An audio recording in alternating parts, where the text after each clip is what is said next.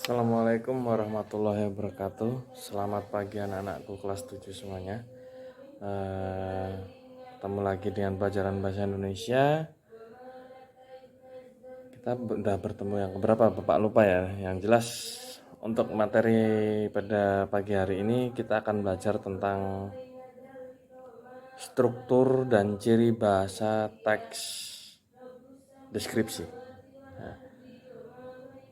Di awal pertemuan dulu Bapak itu sudah pernah mengatakan bahwa pelajaran bahasa Indonesia dari SMP sampai SMA besok itu pasti yang pertama kalian akan belajar tentang pengertian, ciri umum, terus tujuan komunikasi, terus kalau teksnya berupa cerita itu nanti ada unsur pembangun. Lalu yang kedua itu menyimpulkan isi, terus menjawab pertanyaan. Lalu yang ketiga itu ya ini menelaah struktur dan ciri bahasa. Terus yang keempat itu biasanya kalian akan diminta untuk membuat atau menulis teks atau menyajikannya, ya kan. Udah tuh pasti. Nah sekarang kita kembali ke menelaah struktur dan ciri bahasa. Nah gini, sebelum kalian menelaah struktur isi dan ciri bahasa, Bapak minta kalian untuk membaca teks 2 di halaman 9 yang berjudul kamar tidur. Nah, setelah kamu baca nanti kamu akan dapat muncul pertanyaan-pertanyaan dalam benak kalian. Nah, setelah saya baca ini kok jadi kepikiran ya, apa sih?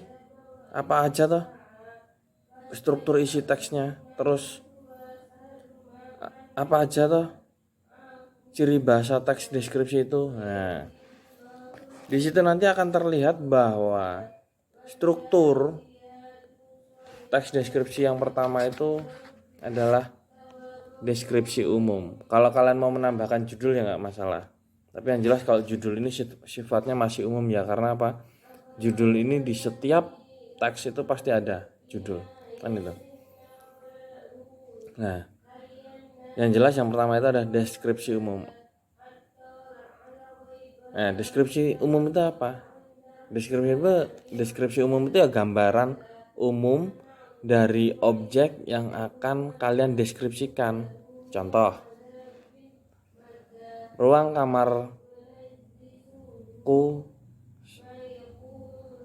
kamarku berada di bagian paling ujung. Nah, itu akan menggambarkan secara umum ruang kamarmu, kan itu. Kalau di sini apa? Nah, ini kamar tidur. Ada satu ruang unik yang menarik untuk aku datangi setiap harinya. Nah, itu deskripsi umumnya. Nah, setelah deskripsi umum itu ada apa lagi? Oh, kalau ada deskripsi umum berarti dia masih luas. Nah, kalau luas itu pasti akan diperinci lagi lah. Perinciannya ini namanya deskripsi bagian. Nah, contoh ruang kelasku, aku bersekolah di SMP Tinggi Nurul Akbar, ya kan. Aku adalah siswa kelas 7A, katakanlah gitu. Aku menempati ruangan kelas 7A. Nah, ruangan kelas 7A luasnya segini kali segini meter persegi. Terdapat 6 jendela dan 2 pintu.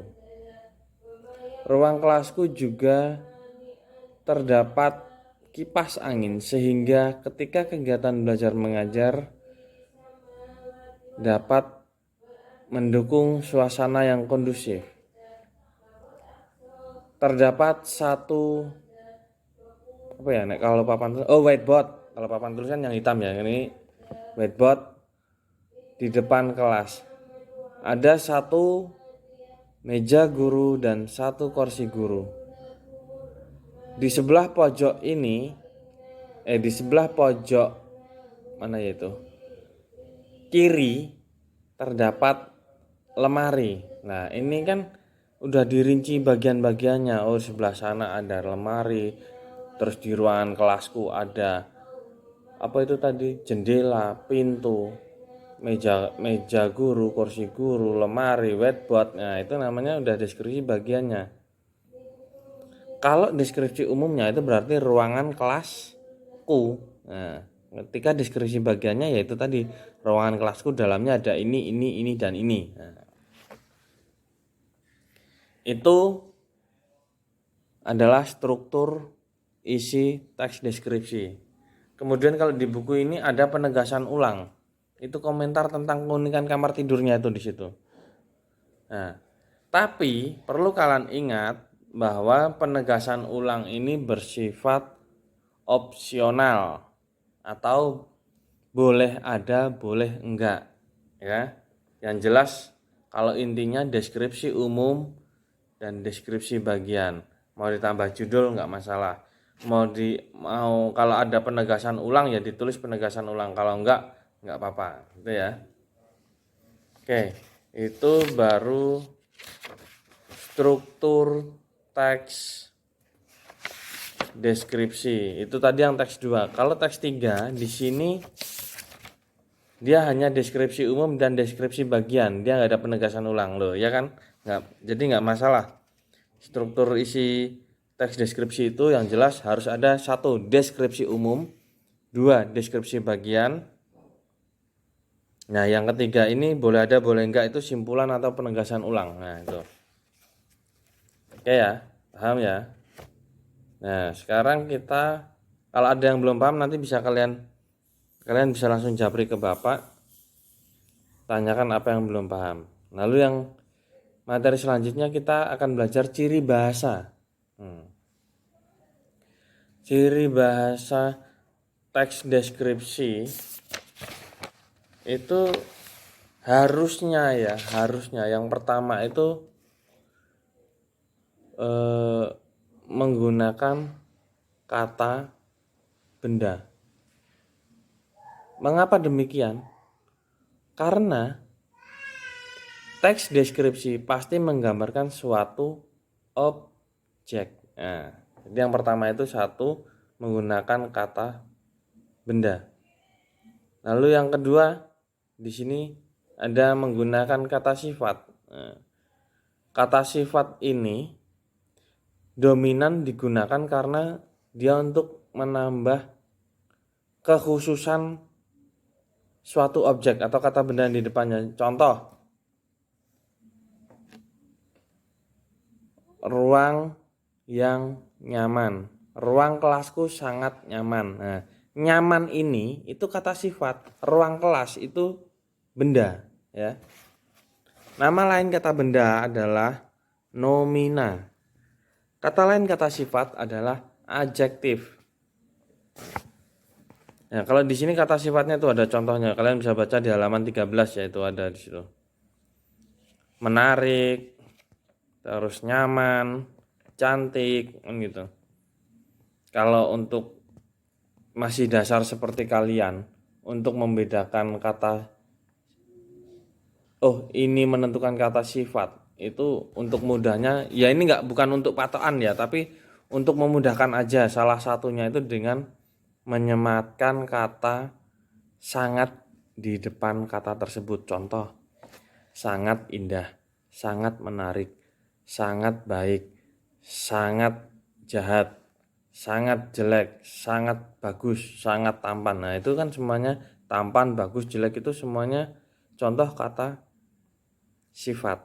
Nah ini hanya untuk mempermudah aja ya, tapi nggak bisa dijadikan patokan. Nanti kalau ketika kalian besok melanjutkan sekolah menjadi guru bahasa Indonesia itu nanti akan ada bantahannya lagi gitu loh. Jadi ini hanya untuk dasar kalian, untuk memudahkan kalian aja untuk menentukan kata sifat. Yang ketiga tadi kata kerja. Nah, di sini kata kerja adalah kata yang menyatakan bahwa kata benda atau objek itu sedang melakukan sesuatu. Contoh,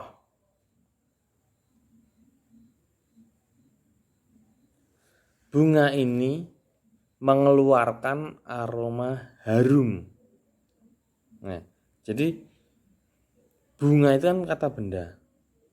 Mengeluarkan ini kata kerja, ya kan? Kata kerja ini berarti seolah-olah itu bunganya itu bekerja mengeluarkan aroma harum, ya kan? Jadi seolah-olah bahwa